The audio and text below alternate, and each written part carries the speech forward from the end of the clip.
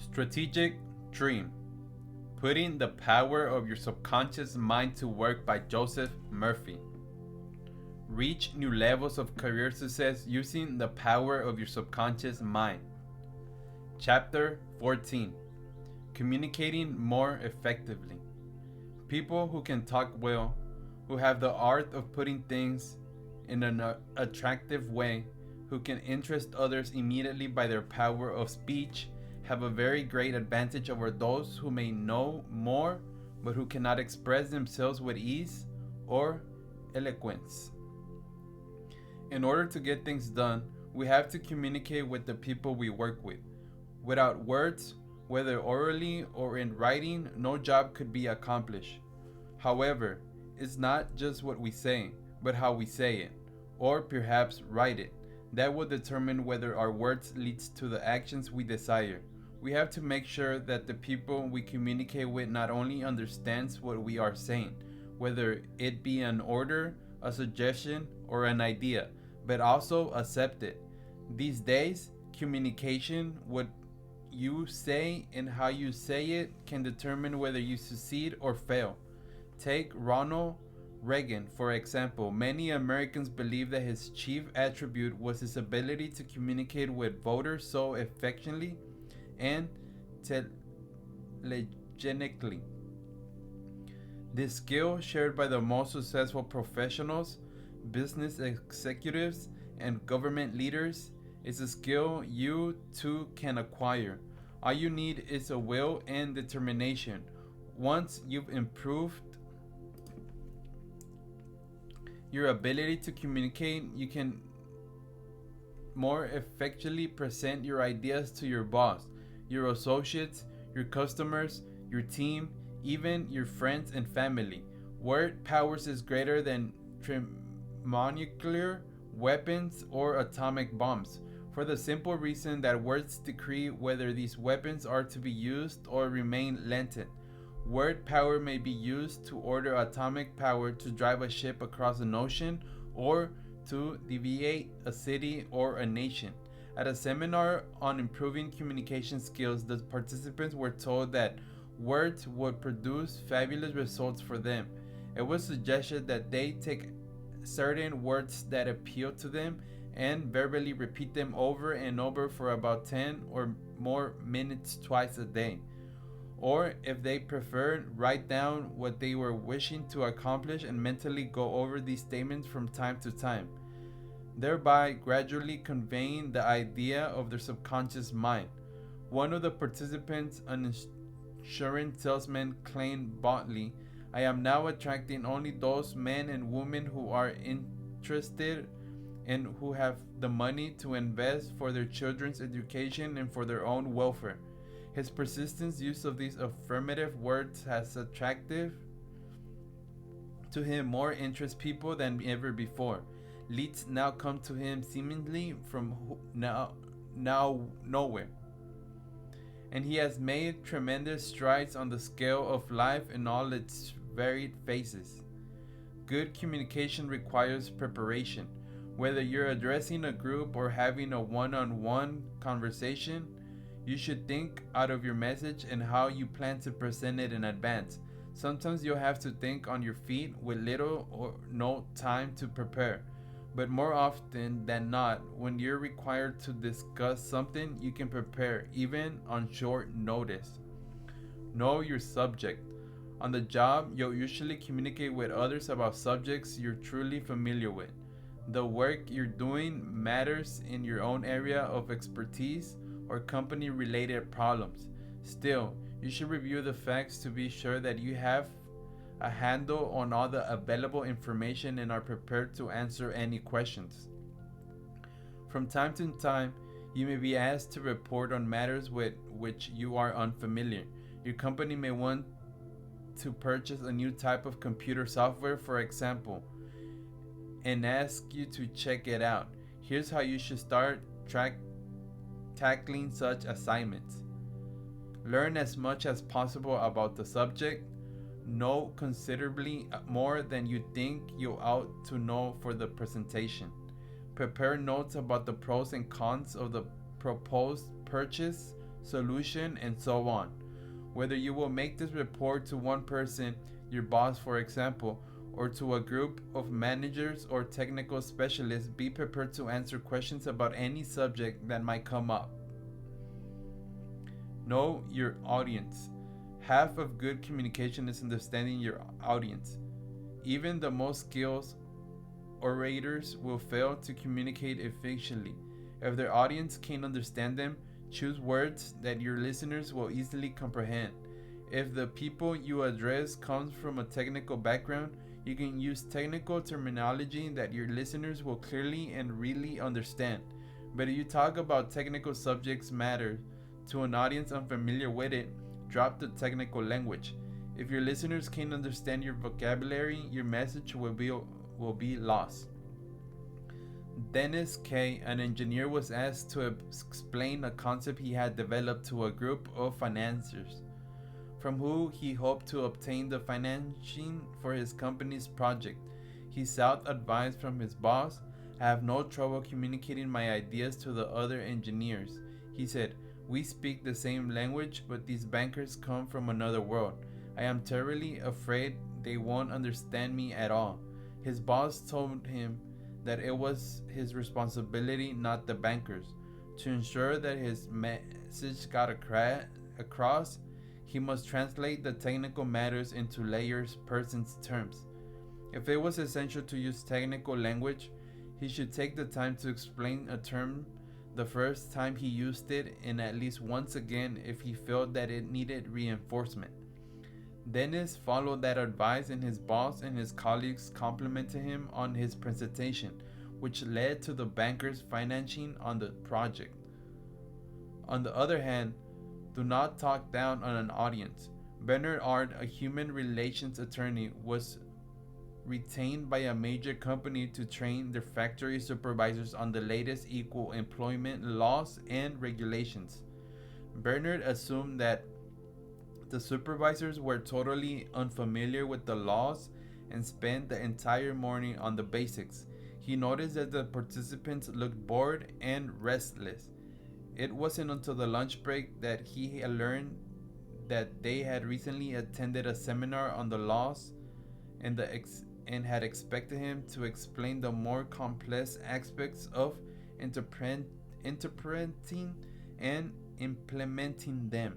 Sure, the manager who retained him should have told him, but good communicators make it their business to learn as much about the background of the listeners at the level of their knowledge of the subject, so they can communicate effectively. Be aware of body language. In communicating your thoughts, it is not only what you say, but what your body says that conveys your message. People communicate not only through words, but also through their facial expressions and body movements. If there were only a dictionary of body language, we could easily interpret what those signs signify. But because body language isn't standardized like verbal language, no such dictionary could be written. Our cultural or ethnic background, the way our parents express themselves non-verbally, and other individuals' experience influence the way we use our bodies. Body language differs from one person to another. Some gestures, a nod, or a smile may seem universal, but not everyone uses body language in the same way. When you're dealing with a specific person, you can't be sure that he or she is giving the signal you have to come to expect. For example, as you talk, your listener is nodding. Good. You assume that he or she is agreeing with you. Not necessarily so. There are some people who nod just to acknowledge that they're listening. When someone folds his or her hand as you speak, you might think the action is a subconscious show of disagreement, but it could simply be that the person is cold. There is danger in misreading non-verbal cues. Take the time to learn each person's body language. Study the body language of people with whom you work. You may notice that when John smiles in a certain way, it has one meaning. A different smile, a different meaning. Or maybe when Jane doesn't agree, she wrinkles her forehead. makes a conscious effort to study and remember people's individual's body language. Are you aware of your own body language? One way to see how you project your message is to rehearse in front of a mirror. You may see gestures, expressions, or movements that distract from your message or even contradict your verbal statements. A more effective way is to have somebody videotape an actual presentation that you make. By carefully studying it, you will be able to identify and correct wrong impressions and reinforce gestures that strengthen your points. Are you really listening? Suppose one of your colleagues brings a problem to you and asks for help. You begin listening attentively, but before you know it, your mind is wandering. Instead of listening to the problem, you're thinking about the pile of work on your desk, the meeting you have scheduled with the company vice president, the scuffle your son got into at school. You hear your colleagues' words, but you're not really listening. Does this happen to you? Of course, it does. It happens to all of us. Why? Our minds can process ideas 10 times faster than we can talk. While someone is talking, your mind may race ahead. You, you complete the speaker's sentence in your mind, often incorrectly, long before he or she does. You hear what your mind dictates, not what's actually said. This is human nature, but that's no excuse for being a bad listener. Now suppose your mind was wandering and you didn't hear what the other person said. It's embarrassing to admit you weren't listening, so you fake it. You pick up on the last few words you heard and comment on them. If you make sense, you're lucky, but you may have missed the real gist of the discussion. When you haven't been listening, you don't have to admit, I'm sorry, I was daydreaming. One way to get back on track is to ask a question or make a comment about the last item you did hear. Can we go back a minute to such and such? Another method is to comment this way.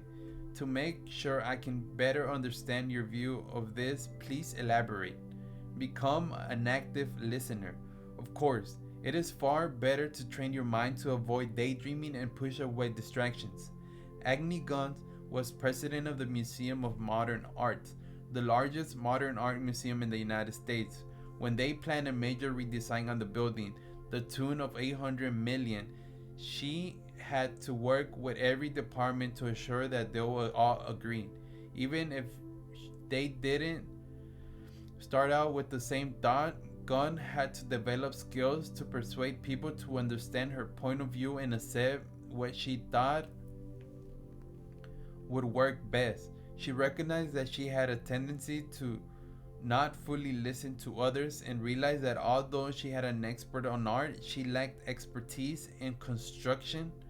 Ms. Gunn understood the power of the subconscious mind, and she meditated on her need to pay full attention and concentrate on what the construction specialists were telling her.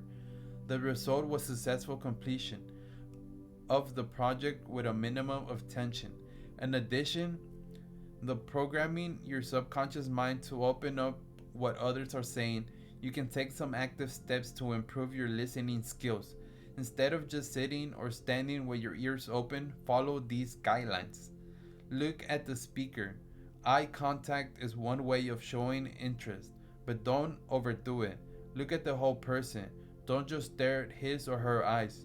Show interest through your facial expression, smile, or show concern when appropriate.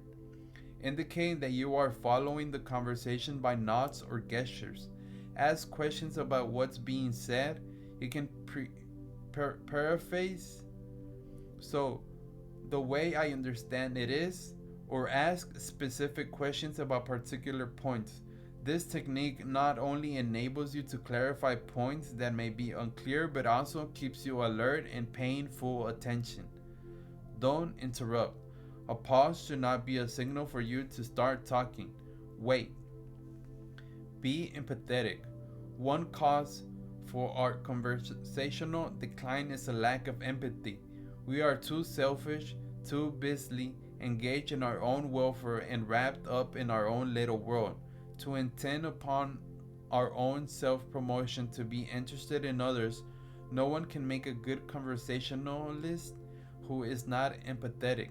To be a good listener or a good talker, you must be able to enter it into another's life, to live it with the other persons for a while, and must touch the people you are conversating with along the lines of their interests. No matter how much you may know about the subject, if it does not happen to interest those whom you are talking, your effort will largely lost. Facilitate communication. Many companies have invested in complex and expensive communication systems to enable them to deal with customers more rapidly and efficiently. But to a great extent, technology has dehumanized organizations and made dealing with these organizations not just unpleasant but often frustrating. It defeats the main purpose of communication. Speed, ease, and pleasantness is dealing with customers and the public. Clients and customers are universally fed up with the automated telephone's routine systems that put callers on hold and sometimes cut them off.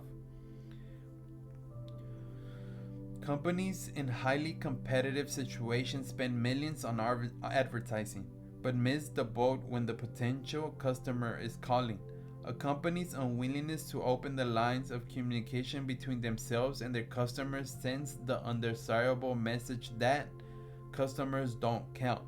Unfortunately, few companies have ever tried to solve this problem because they believe the positives: lower cost and ability to deal with routine matters more systematically outweigh the negatives. One business executive who felt it important that his staff maintains personal contact with customers is Bob Kearley, founder and chairman of Fastenal, a leading U.S. distributor in industrial products. The answers He answers his phone and books appointments immediately during the conversation. He has no gatekeepers, no rude assistants or PR people, and he built a $2 billion company with 2,000 stores. He asked his secret. He talks about what some consider little things, such as communication, making yourself available. It's not only Kirkland who communicates, however. The business press reports that members of his staff respond exactly the same way. They actually return phone calls. Rejecting suggestions without causing resentment. Another barrier to good communication is the fear many people have that if they make a suggestion the boss disagrees with, it will deem them in his or her eye. Rather than face such rejection, they keep their ideas to themselves. On the other side of this coin is in fact the same supervisor are reluctant to reject even poor ideas from subordinates for fear that rejection of one idea may discourage them from future contributions. You cannot think this way. You must encourage those with whom you work and deal with to express their ideas and offer suggestions. You must learn to reject poor suggestions diplomatically so as not to cause resentment. Here are some ideas on how to reject poor suggestions in a positive manner. Do it privately. Never reject a person's suggestion in front of others.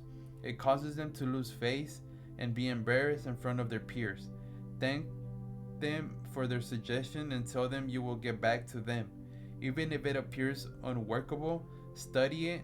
You may be wrong, and do get back with your answer as soon as possible. Give them the reason and listen to their response. Typically, when you get suggestions that appear to be obliviously flawed, you might say, "If true, we tried that before and it didn't work." A better approach is to phrase it like this: "We tried something like that 2 years ago and we had some problems with it." Note the difference in the choices of words.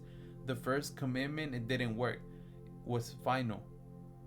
It left no door open for the person to respond. The second approach, "we had some problems with it," keep the doors open. The most likely response that can be made is to that comment is, "What were the problems? Once the other person learns what caused the previous failure, he or she may respond, I didn't think about that. I guess I should give this some more thought. Instead of repressing future ideas, you have encouraged the person to keep thinking, or perhaps he or she does have a valid idea. I thought about those problems and I have solutions. One of the advantages of collaboration is that you accept that you don't have all the answers yourself and that may see things in situations that have escaped you. The Socratic approach. Rather than overly reject an idea, question the person who suggested it. This is how Socrates stimulated his pupil to think things out. He never told no one of his students that he was wrong. If one of his students came up with the wrong answer, Socrates asked another question. By carefully wording the question, his great teacher encouraged his pupils to thinking out of the problem and through this thought process reach the right solution. This is still called the Socratic approach. By careful questioning, you may stimulate the person who made the suggestion to rethink and reevaluate his or her idea and come up with a more valuable suggestion. In this way, you never have to reject an idea. There is no resentment, and continual encouragement of employee ideation will result from his method as noted earlier in the chapter. Another benefit of asking questions is that you enable to become a better listener. Disagreeing with being disagreeable. Some people are very sensitive. They cannot accept criticism easily and become defensive when one of their ideas is turned down. Let's say that one of your associates has spent several days developing a new program and has brought it to you. For what he or she expects will be not just approval, but congratulations. You find that although it has many good points, the new program has several areas that need significant improvement. How can you convey this without causing this sensitive person to blow up, become resentful, and perhaps sulk for days? Instead of pointing out the areas with which you disagree, first compliment your associate on all the good points in the program. Then, instead of pointing out your objections, ask specific questions to each area of disagreement. There are three possible responses that can be made to your question. One response: I hadn't thought about that. I better review this and come up with a better approach. The response shows that you have encouraged your associate to do what has to be done and make the program more workable. Another possible response: I hadn't thought about that, and should I do?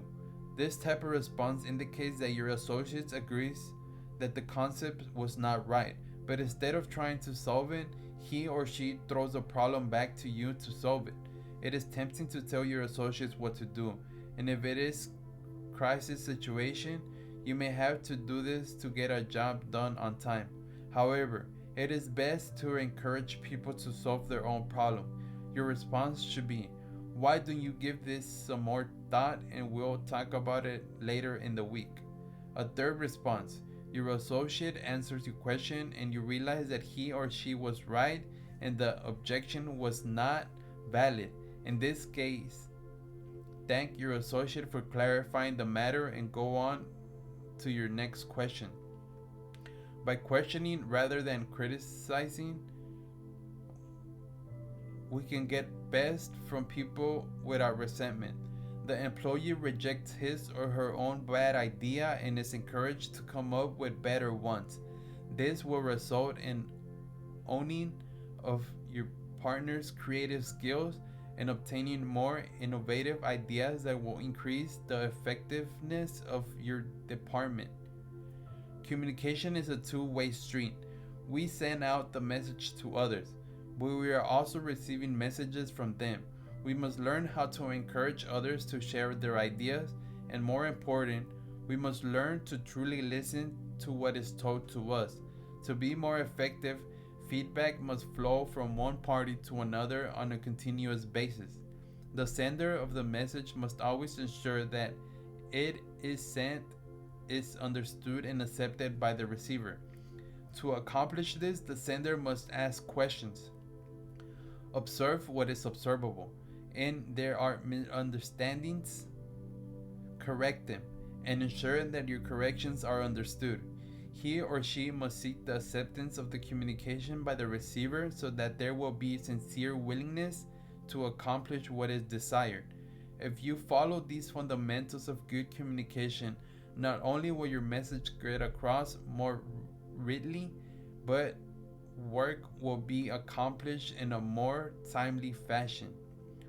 Sum and substance.